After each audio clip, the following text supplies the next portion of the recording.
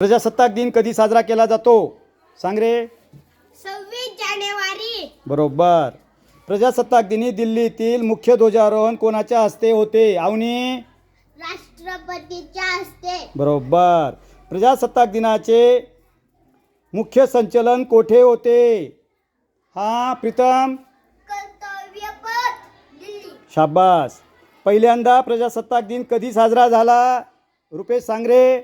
26 जानेवारी 1950. बरोबर. प्रजासत्ताक दिनाच्या दिवशी राष्ट्रपतींना किती तोफांची सलामी दिली जाते? आरवी. 21. 21. भारतीय राष्ट्रध्वजाची रचना कोणी केली? कृष्णा. पिंगली व्यंकय्या. Very good. 26 जानेवारी 2026ला कितवा प्रजासत्ताक दिन साजरा केला जाईल? हा 77वी. 77वा. भारताच्या ध्वजाचे नाव काय? सांग तू. हा तिरंगा. तिरंगा. ध्वजातील रंगांची नावे सांग. कोण सांगते? कोण? हा तू सांग. केशरी, पांढरा आणि हिरवा. शाबास.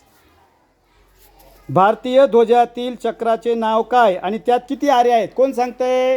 हा सांग तू यज्ञिका. अशोक चक्र 24 आहे. Very good. आता शेवटचा प्रश्न विचारतोय. केशरी रंग कशाचे प्रतीक आहे? केशरी रंग सांग. केशरी रंग धैर्य व त्या प्रतीक आहे. प्रतीक आहे. बस खाली. छान.